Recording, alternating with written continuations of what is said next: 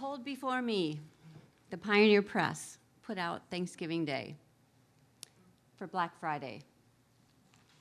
I got this on my way down to Minneapolis to visit my daughter for Thanksgiving Day. And I thought, what a great prop this would be for my talk.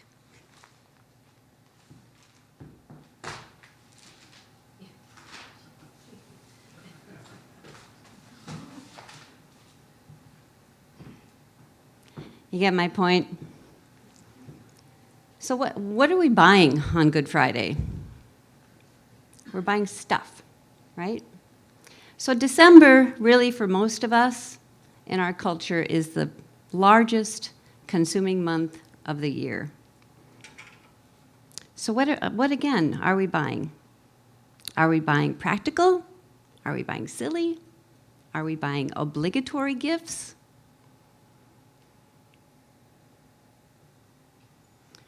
I can pretty much guarantee these folks were not in line on Black Friday, nor were these folks.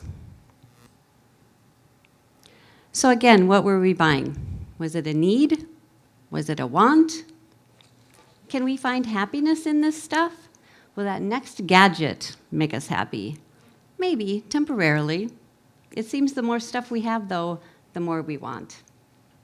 We often say to ourselves, if I only had blank, and you can fill in the blank, I would be happier, or my life would be easier if I had blank. For instance, in my world, the digital world of photos has not made my life easier.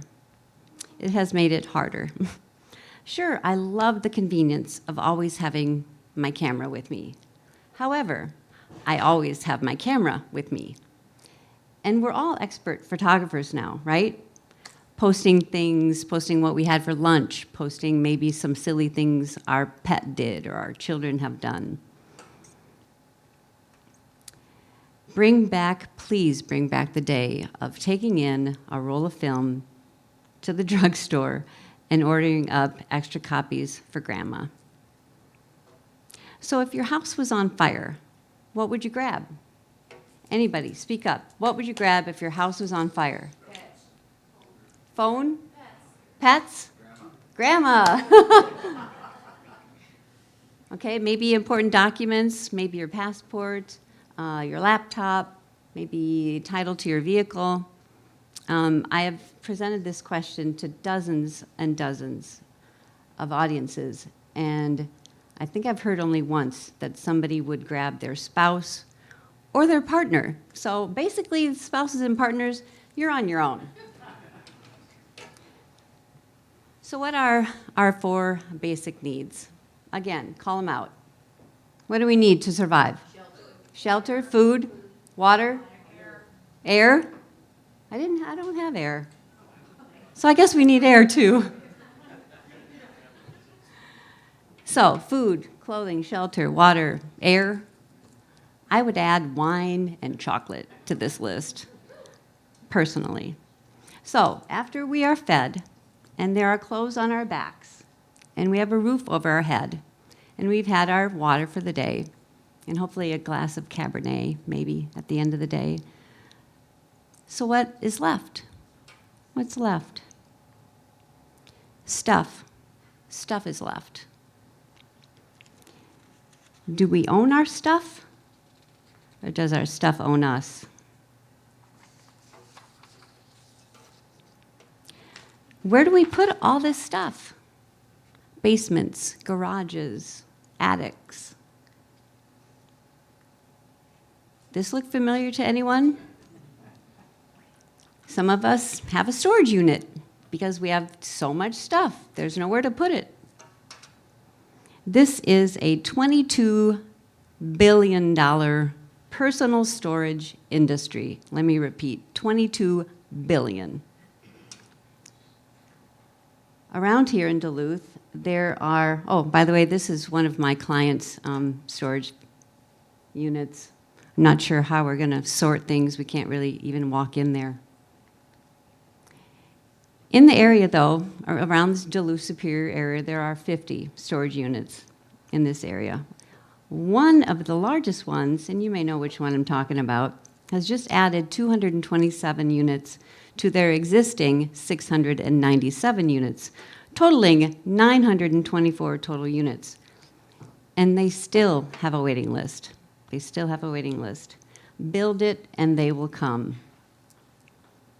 So this level of consumerism brings personal debt and a massive environmental footprint. So the average cost in this area is about $75 per unit. Take that times 12 months, you come up with 900. Take that times 1 year, 2 years, 3 years, $5,000 of stuff. Is it really that worth it? Is it worth it? Can we replace that stuff? Yeah, we can. Container Store is a corporation that exists solely for the purpose of containing our stuff. Isn't this a crazy concept? Okay, so granted, not all of our stuff, or some of our stuff, I should say, comes from grandparents and parents. The lovely milk glass pedestal cake plate. I love it, actually. So there's furniture, collectibles, etc. And maybe grandma and grandpa didn't downsize or weed through before they passed. So now we are the proud possession, or are the possessors of their 40-year-old collection of stuff. And speaking of grandparents, 76.4 million baby boomers born from 1946 to 1964 here in the US. 76.4 million baby boomers, most of whom are downsizing or should be. The market is flooded with stuff, used stuff. I often help my clients find places and different homes for this stuff, selling it, giving it to charity, etc. So how did we get here? How did our society become such consumers? We can go back to the Industrial Revolution, and that led to mass production. Fast forward to two-income families. Mom's educated, dad's educated, we've got good jobs, more money coming in means more stuff was also coming in. More clothing choices, more toys for the kids, more adult toys too, like boats and RVs, snowmobiles, etc. And then, of course, we have to store those snowmobiles and boats and RVs, right? So more stuff, more toys, but less time to play and take care of that stuff. Take a look at our calendars. What does your week look like? We all have the same 24 hours. How do you spend yours? What does your week look like? Most of us spend 40 or more hours during that week at work, leaving just weekends and evenings for cooking, cleaning, errands, chores, projects around the house, running kids to their after-school activities. And somehow we try to fit in some quality time with our family and with our friends. And hopefully, somewhere in there we find leisure and some fun. So we have two-income families, all this stuff, our schedules are jam-packed, our kids' schedules are jam-packed. Nobody's home taking care of business. Enter in the professional organizer, someone who can guide us on how to deal with all this stuff and fit it into our schedules. The National Association of Professional Organizers was formed back in the 80s, 1985, in the Chicago area, at a time when two-income families were becoming the norm and people had the disposable income to consume, and consume we did. So a whole career and job was created out of our inability to deal with our stuff. So there is a desire, however, to live a simple life, have more money, more time, and less stress. There are magazines, TV shows, and a large section of self-help books at your local bookstore on this topic. This is a book I bought back early in 2000, I believe, called The Not So Big House by Sarah Suzanka. And she is a world-renowned architect and originator of the not-so-big philosophy for residential architecture. And this was her first book. She wrote 8 more under this theme of build better, not bigger. This apartment complex is brand new in New York City. It's Carmel Place. It is New York City's first purpose-built micro-apartment building. Move-in date of February 1st, 2016. There are 40 modules and of 300 and some square feet each. This micro-living is part of the tiny house movement that our country is heading in. These are just some pictures of the inside of the apartment where you see where the sofa is. It's actually coming down from the wall there. It turns into a bed, so it's a Murphy bed coming out of the wall. Graham Hill is a man that I follow on the internet. He created lifeedited.com. He is somebody that I follow closely because he shares information about minimalist living and shows examples how other people are living with less. The theme on his website, and I love this, is design your life to include more money, health and happiness with less stuff, space, and energy. He actually did a TED Talk. It's very short. It's around 5 minutes long. Look him up, Graham Hill. So here's a question. How do we get to less? Personally, each and every one of us, how do we get there? I tell folks, be brutal with your stuff. As you're looking through your drawers, cupboards, closets, attics, garages, your storage unit, be brutal. Use the worst case scenario situation when going through your stuff. What's the worst that could happen if I got rid of blank? What's the worst that would happen? Is it an asset or a liability? Does this thing enhance my life or does it suck the life out of me? Actually, you can use this on people too in your lives. Is this person an asset or liability? Do they enhance my life or do they suck the life out of me? So, surround yourself and only have in your home what is useful, think to be beautiful, or love. Get rid of that visual clutter. I use the expression expensive real estate. Our homes are expensive real estate. Your kitchen counter is expensive real estate. Do you need those specialty gadgets that we only use once a month, maybe once a year? Or we bought it because the advertising made us believe it was going to make our life easier. Again, less stuff to clean, and less stuff to clean around.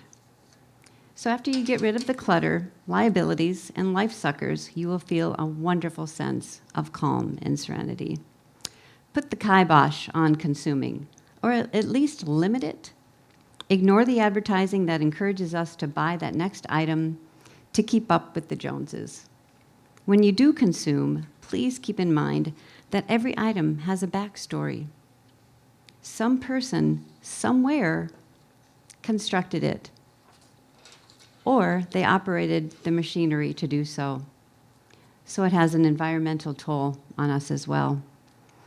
So before you buy it, consider whether or not that person was treated fairly. Were they provided with a safe working condition? Were they paid a livable wage? Not only does that item use resources to manufacture, again, take a look at the packaging of that item. The packaging also uses just as much resources or more as the original item that we have chosen to purchase. Benefits of less. We gain space. Empty, open space is good. Time freedom. Wow, wouldn't we all want more time? Smaller space means less time that it takes to clean it and maintain it. And there's also less stuff to clean and maintain. Again, time freedom gives us time for self-discovery as well. You save money. Smaller house, smaller living space, smaller utility bills, smaller rent and mortgage payment. Less stress because of the above reasons. And don't we all, again, want less stress in our lives? Smaller carbon footprint certainly makes our planet a lot happier.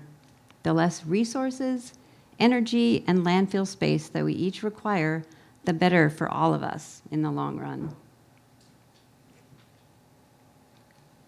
Less is more.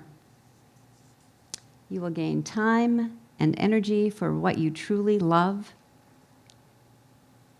And when we reduce, we open up space and time to fit in the good stuff. Thank you.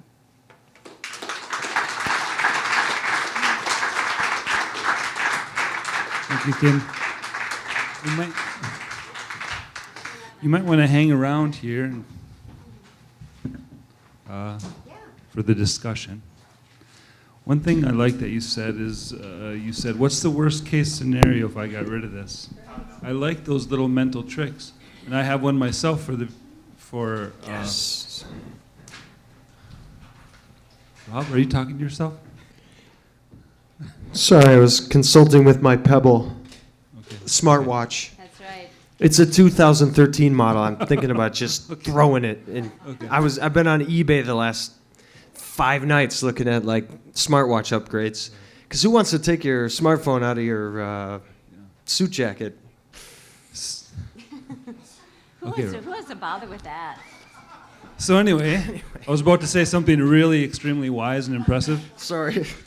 So what I was going to say was, what I do if I am considering throwing something away, like say it's an old pot or something, I ask myself, what would I pay for this if I saw it in a rummage sale? Would I pay 10 cents for this? Would I even take it out of the free box? If I wouldn't even take it out of the free box, Right.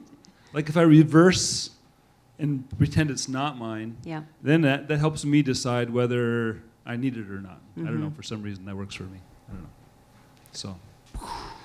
Mind-boggling.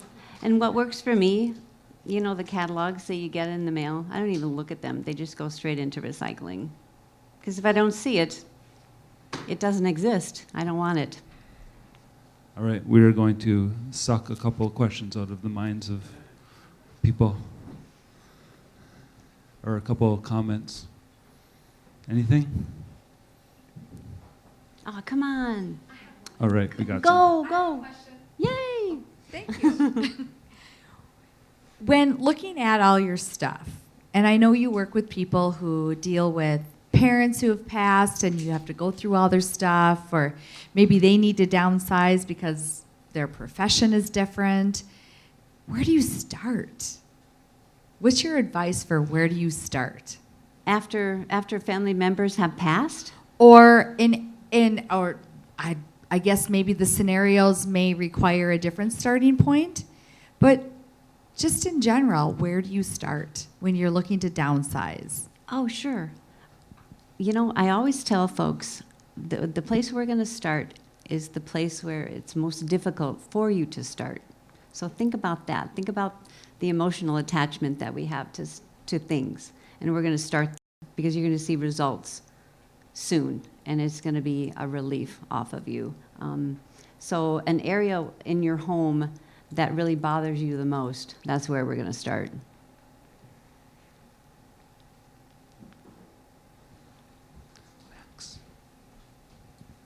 So what are some really common items that everybody might have that you think are like totally worthless, or areas, you know, that we should start looking at downsizing? Okay. If it's in a box, if it's under your bed, if it's in a storage unit, in a tub, you haven't looked at it in years. That's where you start. I think I can make another comment on what Christina asked. Or I start with my client and say, okay, if it's a woman, we'll dump out her pocketbook. It's something easy, something simple that we can do quickly.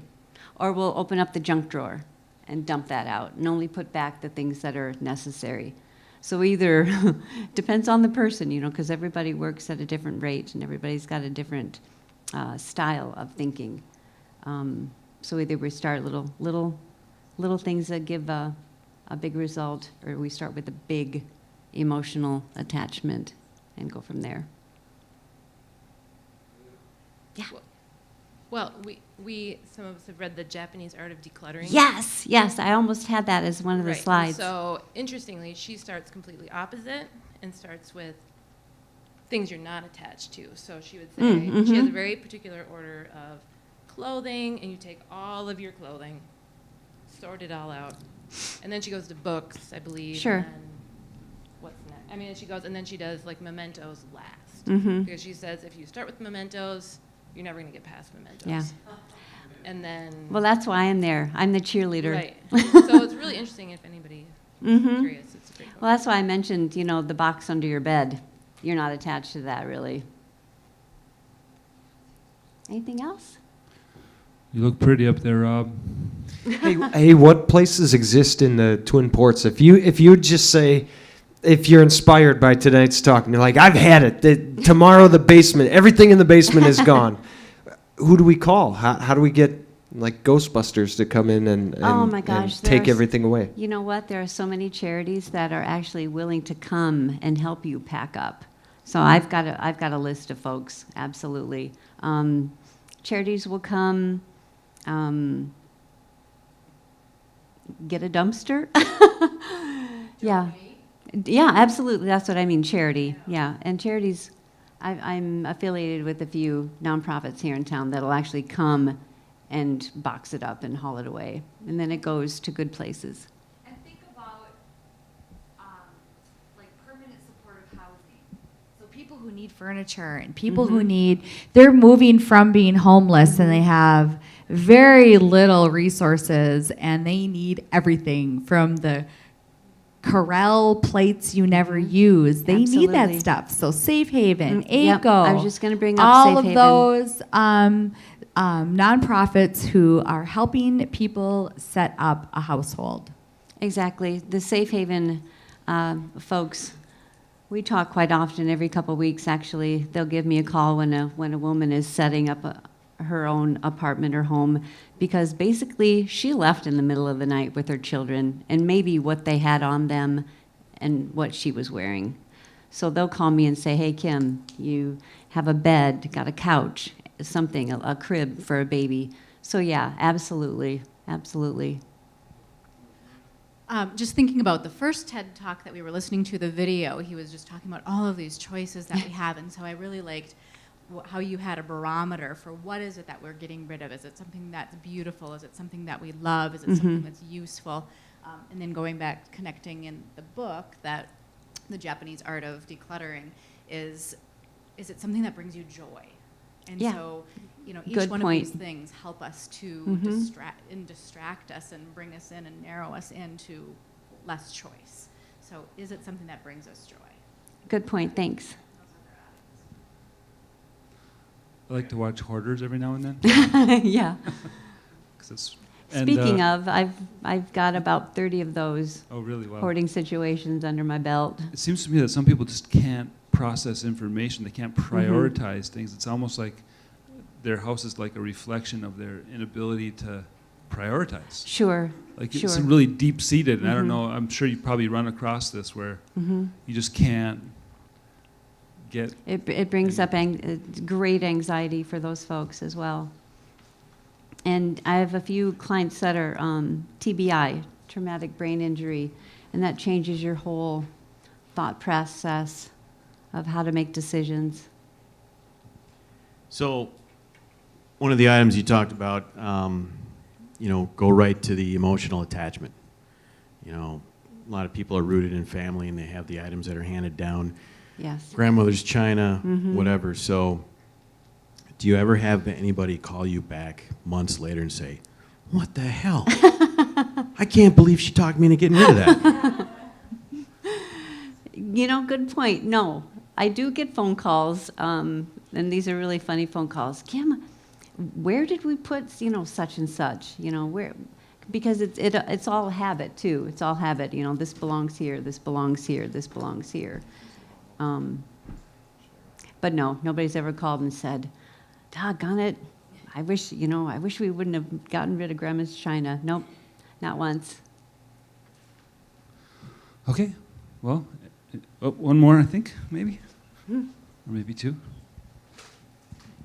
Do you ever try apply the 1 or 2 year rule? If I haven't used it in 1 year or 2 years, it's gone. Yeah. That's my little mental game. Absolutely. If you haven't touched it in a year. Another thing you can do with clothes, when you wear an item and put it back or hang it back up, turn it the other way, so that at the end of the year, if you haven't, Oh, that's a good idea. if it isn't backwards or the other direction, you haven't worn it. But I have clothes that someday I hope to fit into again. Yeah. You know what, David? Someday just And doesn't come. they're like my hope. If I throw them away, it's like I'm throwing away hope. So I Yeah, but you know what, David? You're gonna want some new stuff, though. You're gonna want some really up-to-date things, right? Yeah, I know. Next year at this time when you want to resurrect Snoopy then. Oh, you can't get rid of Snoopy. Snoopy No. is always hip. Snoopy's always hip. Okay, you're jealous. Okay, so anything else? Are we? They think shut that's it about off. What am I doing up here? Next time Ryan will be back, I'm sure. And if you like these kind of talks, then we also have videos posted on the TED Facebook page. Yep, we have a YouTube page, Teatro. We're going to invade public access next year Yep. with the archive of TED Talks that have been popping up Yep. over the last. Packed, Channel 7, year. so Yep. that's pretty cool. Awesome. Thank you. He's doing all the work. Brett in the back, Yep. just archiving everything, And Yep. incriminating. thanks to Nick. Okay, well, Thank you all so much again. thank you.